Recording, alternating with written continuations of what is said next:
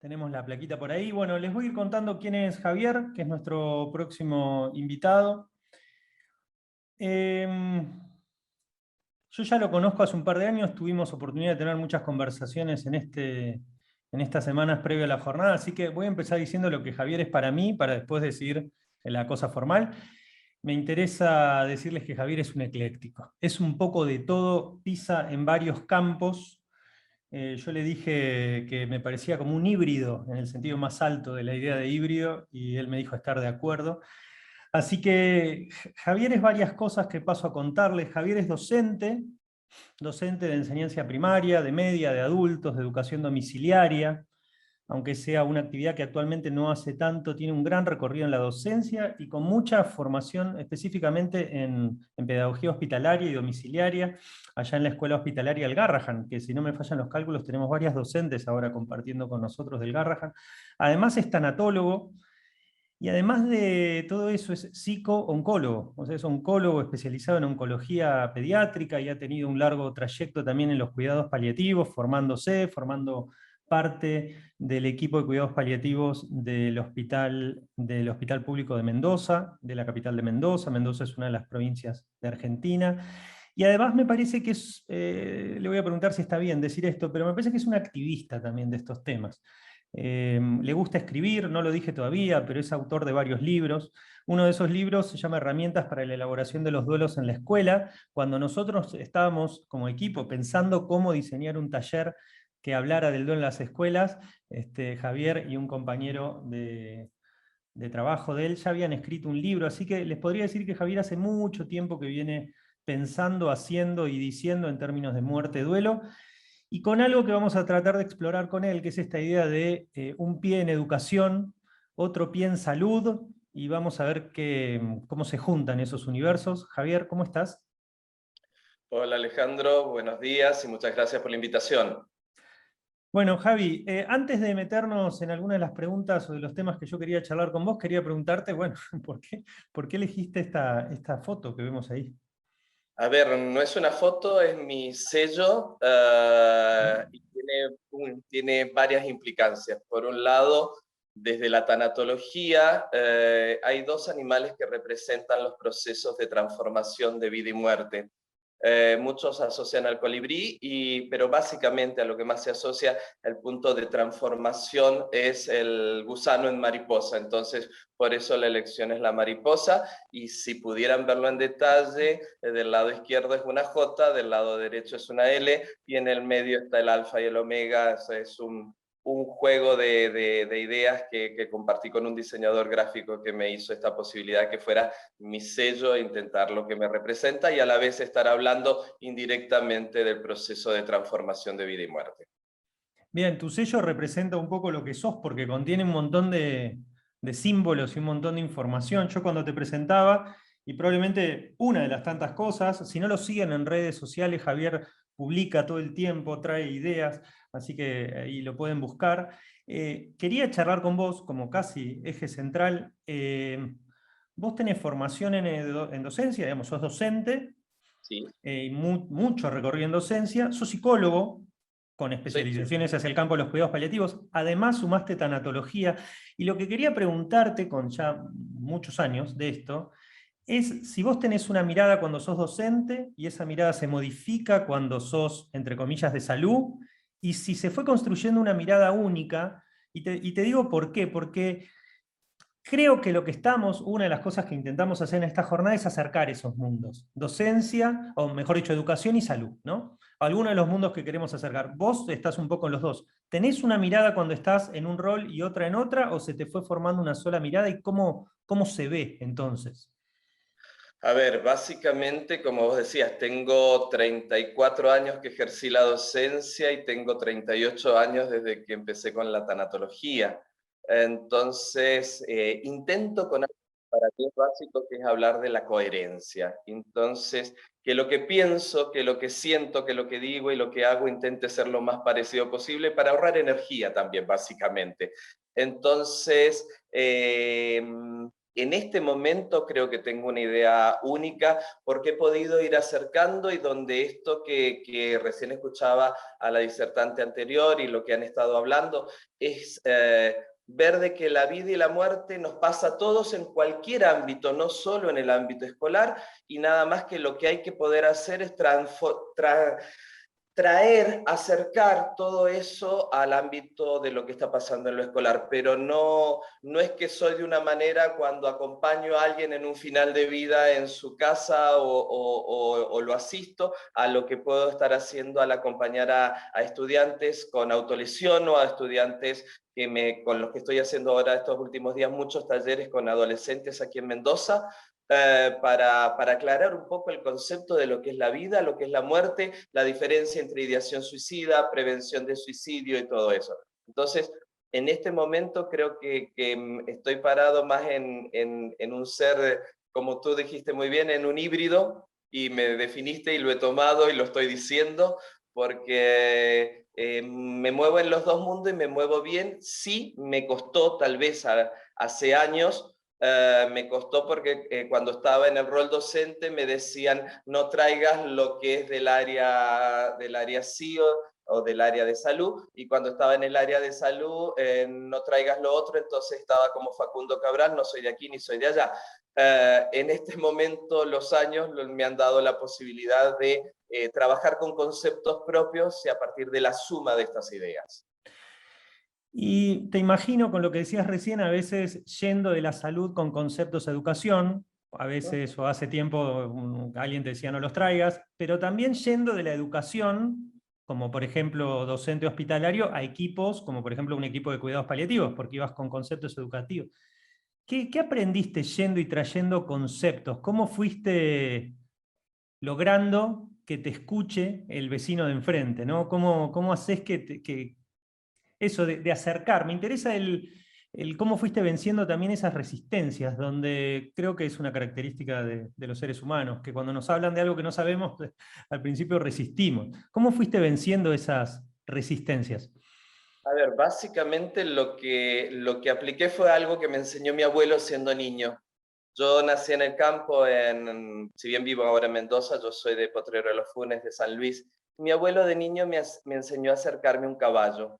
Cuando uno se acerca a un caballo, se acerca despacito, se acerca con respeto, se acerca sin una actitud intimidante, se acerca preguntándole al animal si uno puede. Entonces uno extiende la mano despacito para ver si el animal te va a aceptar. Acá lo que fui yo haciendo, lo digo a nivel metafórico, lo que fui yo haciendo es eso, despacito, siendo humilde, básicamente, siendo respetuoso, escuchando, y a partir de eso empezando a dar algunos bocados para ampliar la mirada, para enriquecer la mirada, y entonces cuando estaba en educación poder decirle lo que el oncólogo o el hematólogo necesitaba de ese docente, y cuando estaba con el oncólogo o el hematólogo tal vez ampliarle la mirada, y cuando querían dar un alta poder explicarles que tal vez ese niño que le iban a dar el alta se iba a inscribir en un aula con 30 niños, y que eso además esa docente tenía que tener, por ejemplo, en un caso,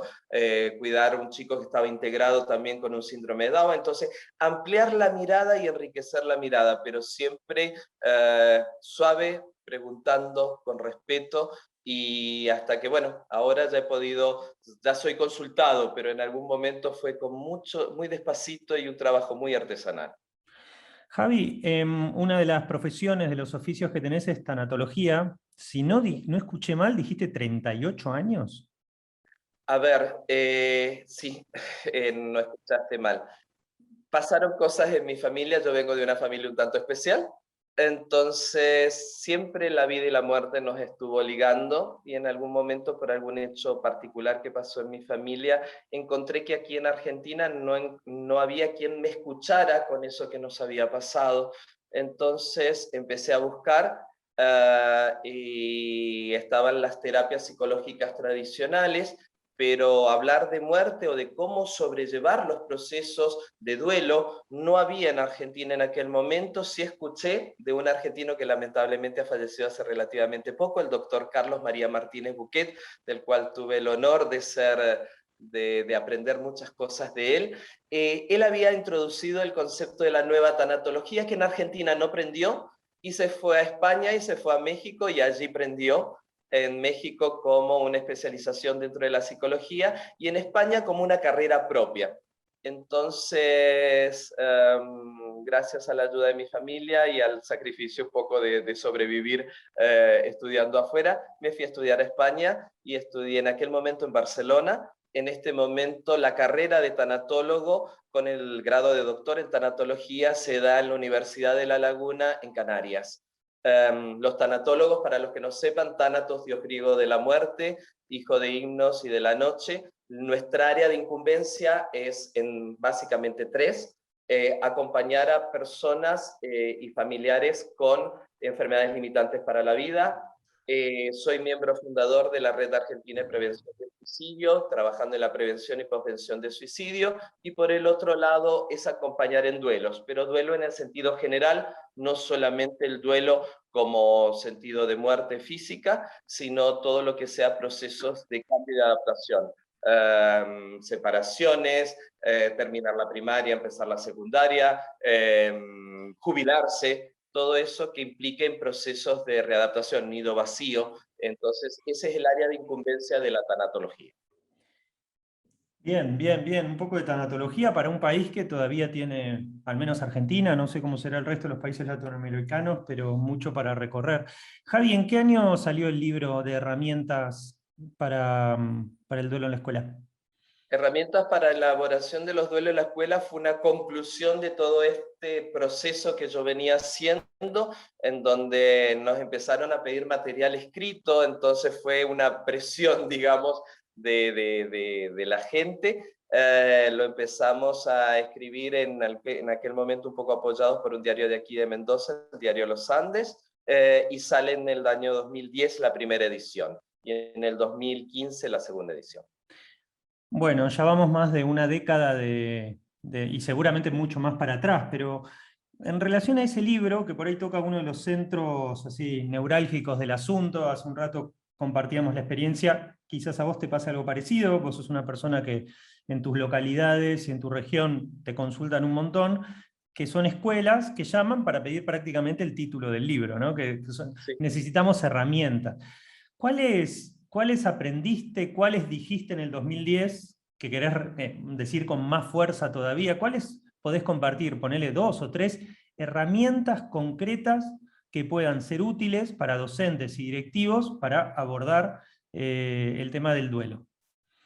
Primero el validar, básicamente el validar todo tipo de duelo. No hay un duelo que sea más grande que otro. Entonces a veces se cae en el desacreditar que un duelo sea por una mascota o que sea porque se peleó con el novio y tenía 15 años. Todo duelo tiene valor. Primero validar. La escucha atenta, la presencia activa, y si me dices algo que rescataría, y lo voy a rescatar, estoy escribiendo el próximo libro, lo voy a rescatar para el próximo libro.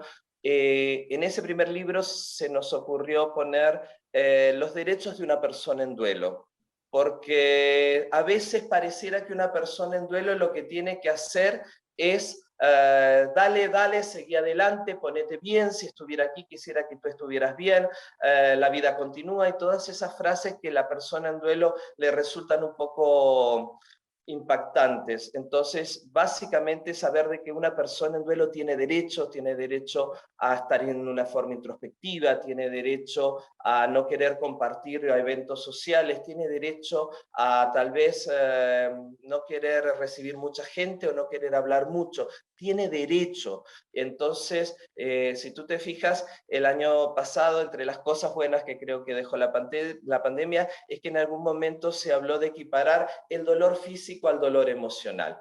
Y en eso también me paro en que le demos a la persona que está con un dolor emocional por un duelo el derecho de estar transitando ese proceso de duelo. Yo siempre hago la comparación que si yo, por ejemplo, me fracturara un brazo, entre el primer momento de máximo dolor, que es la fractura, y después que me inmovilicen y todo eso, me va a llevar aproximadamente 40 días y otros tantos días para una rehabilitación.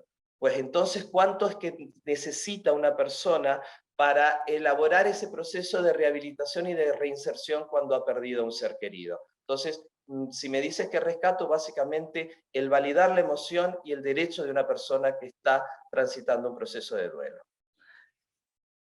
Lo primero que dijiste, que de hecho Jorgelina lo rescata en el chat, esto de qué interesante lo de validar todo tipo de duelo, fue la respuesta a la pregunta ¿qué herramientas? No sé si vos tenés la misma experiencia, casi comparando proyectos, ¿no? o actividades. Nosotros cuando llegamos a una escuela, atrás del pedido, no estoy hablando en términos genéricos, uno no puede representar, no sé, 30, 40, 50 escuelas en un comentario, ni mucho menos, pero nos dicen necesitamos herramientas porque no tenemos ninguna. Pero vos traes la idea de que validar ya es en sí mismo una herramienta y cualquier docente puede validar.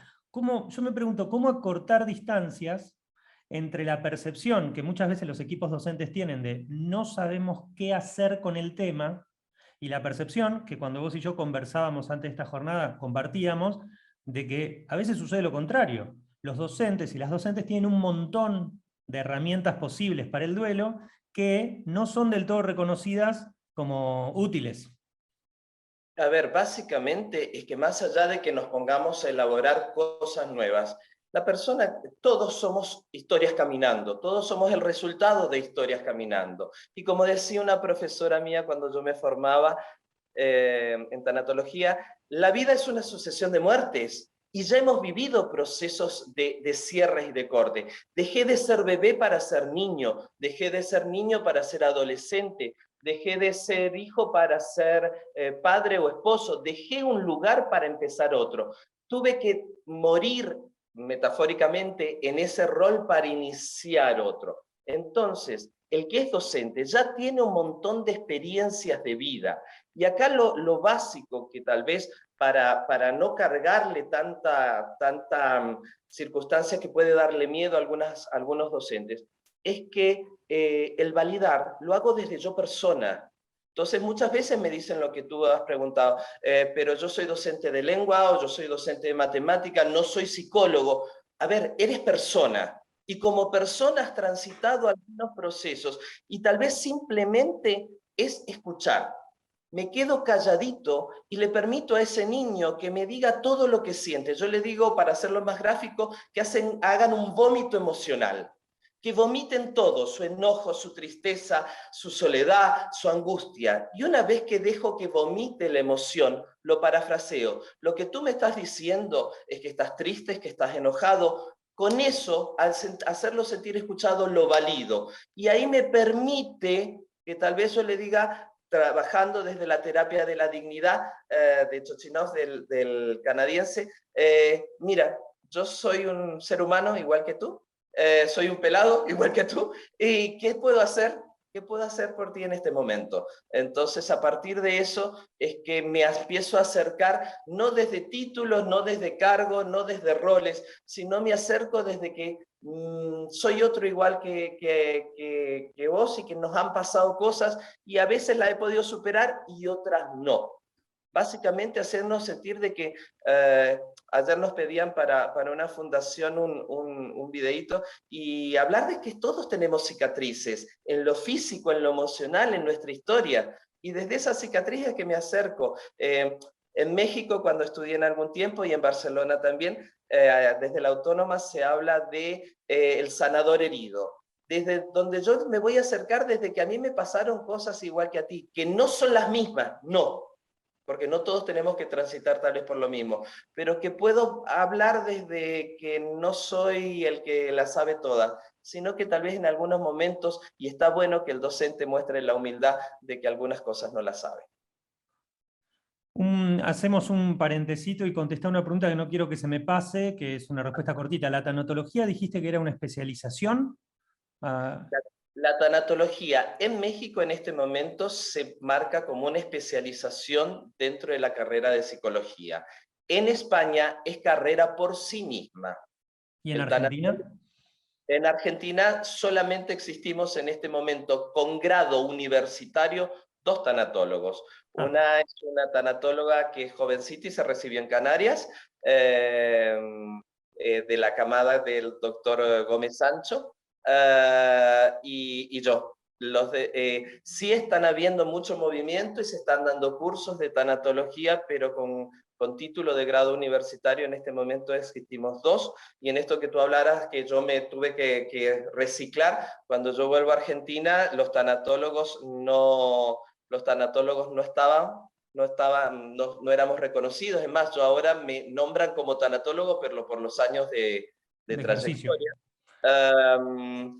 Entonces es que estudié cuidados paliativos, es que estudié psico-oncología, es que estudié pedagogía hospitalaria domiciliaria, o sea, fui buscando de qué manera ayornarme para, con esos títulos que me ayornaron, poder hablar de la Claro, tanatología. para constituir el híbrido. Javi, te hago una consulta. Vos trajiste esta imagen del vómito emocional, así que quiero volver un segundo a la idea de vómito emocional con todo.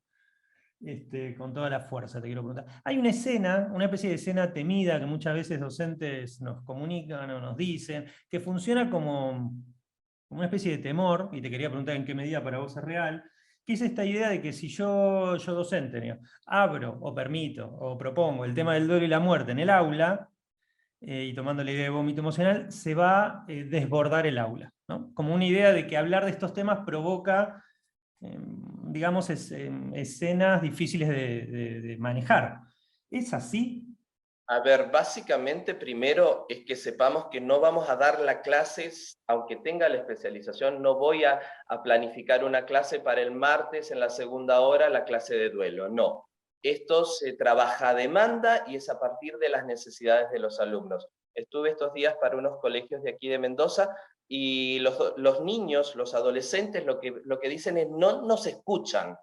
Entonces, es que dejar capacidad instalada en los cuerpos docentes, y esto es parte de la pedagogía de la finitud, dejar capacidad instalada en los cuerpos docentes para que sea el preceptor, sea el celador, sea el profesor de educación física o de matemática, tenga la capacidad de escucha, que no quiere decir que va a ser la capacidad resolutiva, sino que pueda, si ha fallecido un familiar o si ha habido una situación de crisis o si ha habido un intento de suicidio, que aquí lamentablemente han pasado algunos, es que ese docente, cuando ve que el grupo está turbado, está movilizado emocionalmente, pueda parar, pueda preguntar qué les pasa, pueda escuchar el vómito y pararse desde su lugar. Miren, yo soy el profesor de letras, yo lo que les puedo decir lo que yo opino, entonces los parafraseo, los hago sentir escuchados y a partir de eso, con la terapia de la dignidad, preguntándole, diciéndole quién soy yo, ¿quieren que esto lo volquemos a los directivos? ¿Quieren que esto lo hablemos con sus padres? Entonces, no me voy a correr de mi rol docente, hago la escucha, tomo la pelota, la pico como en handball y la voy a dar a quien vaya a poder tomar la posibilidad de la resolución. Sí hay que tener en cuenta que muchas veces los alumnos van a buscar al docente que reconocen como interlocutor válido. Entonces van a buscar a ese profe con el que se sienten escuchados y comprendidos. Entonces yo no me tengo que apabullar si me llega la pregunta, porque obviamente tal vez ellos vieron en mí algo que tal vez yo no me estoy dando cuenta. Lo cual es como un desafío, digamos, porque no es como un desafío, es un desafío, porque el hecho de, lo pienso así, ¿no? Como completando lo que vos decías o agregándole algo, el hecho de que vos seas un adulto en el contexto educativo te convierte en un adulto potencialmente significativo para uno o más niños, y desde el momento que sos significativo, te van a buscar a vos, no por tu saber necesariamente, sino por esa conexión emocional que tenés. Cuando teníamos, a mí me queda espacio para una preguntita y ahí veo que el chat se está empezando a cargar, así que yo te hago una pregunta y damos espacio a Mary. Vale. Cuando tuvimos nuestras charlas antes de esta charla, te escuché hacer mucho hincapié como en el concepto de autocuidado. ¿No? Dos cosas, te pregunto, o te desdoblo la pregunta en dos, apelando a tu capacidad de resumen. Una es, ¿qué entendés vos por autocuidado? Y otro es, ¿cuáles son acciones concretas para autocuidarse?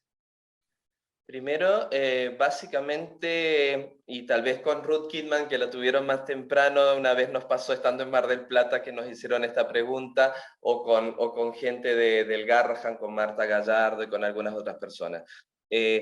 Sostenerse en cualquier sistema, ya sea el de salud, el educativo o en esta mezcla, a través de muchos años, demanda básicamente un proceso de autocuidado, porque muchas veces lo que nos pasa, y tal vez ustedes lo hayan vivenciado, es que tenemos muchas ganas y empezamos con mucho ímpetu y terminamos quemándonos rápidamente. Entonces, es saber de que yo, para poder estar hablando con ustedes en este momento, tengo a mi familia cerca que me va a contener, tengo preparada lo que voy a hacer después de aquí, tengo que saber cuáles son mis límites, tengo que tener tolerancia a la frustración para saber que no le voy a agradar a todo el mundo, tengo que saber además que lo psicofísico emocional está presente en mi texto y lo tengo que poder transmitir. Entonces, si yo estoy cansado, o si yo estoy triste, o si algo lo abordo con rigidez, lo voy a transmitir con esa rigidez. Entonces, el autocuidado es primeramente un autochequeo, saber quién estoy siendo. ¿Qué herramientas serían? Básicamente es recordar primero mis límites, mi ámbito de incumbencia, mi ámbito de preocupación, reconocer de que necesito un equipo de sostén, porque trabajar en estos temas muchas veces, y más si toca el fallecimiento de un pequeño, nos va a movilizar mucho. Entonces, saber de que si algo me pasa, ¿qué hago para recordarme que soy yo? Por ejemplo, yo tomo algo muy simple, tomo mate con peperina puntana y galleta melita. Y me hace recordar quién soy. ¿Qué cosas me van a hacer que me acuerde quién soy yo, más allá del rol que desempeño? Bien, Javi, hay dos comentarios que por ahí te permite a vos ampliar alguna idea en el chat. Vale.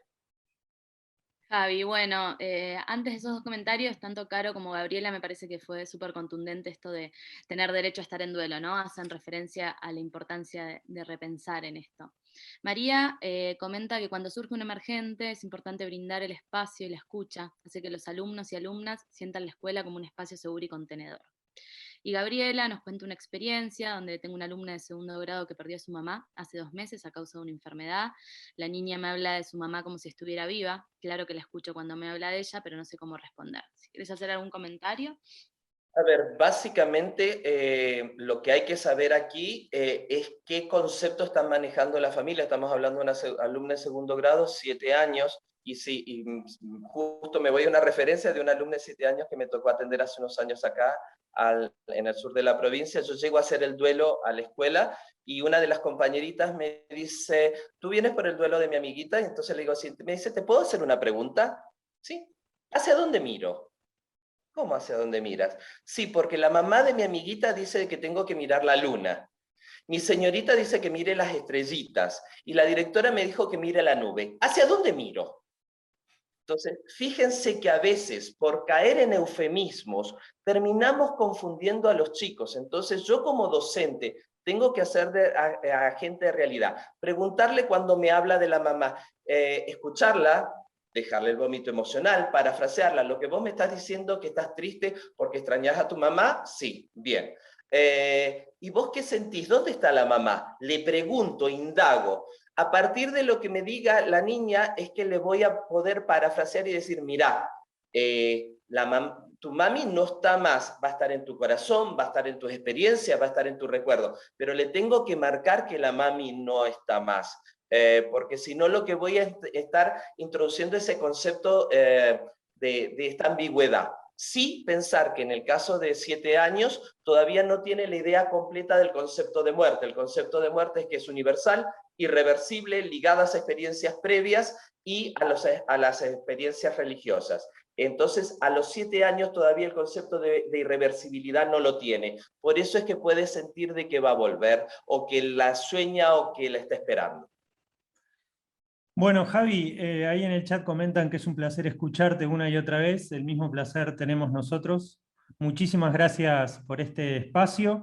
Estuvimos compartiendo algunas cositas de tu libro Vale. o tus libros, si vos querés ahora cuando damos lugar a la próxima entrevista, compartir algún concepto más en el chat, con gusto estaremos leyéndote. Y también, si, mirá, parece que tu libro no está disponible en España, no sé, pero te invito a que eso ya lo puedas compartir en el chat, total, vamos mirando pantalla y escribir. Y lo que escribimos. Muchísimas gracias, Javi, por este espacio. Ojalá nos volvamos a cruzar, sospecho que sí, hablando de este tema. A disposición de ustedes, un abrazo grande y muy buena la iniciativa que han tenido. Muchas gracias. Por favor, compartinos algo de la info de tus libros en el chat y doy lugar a Mary, que va a tener una conversación.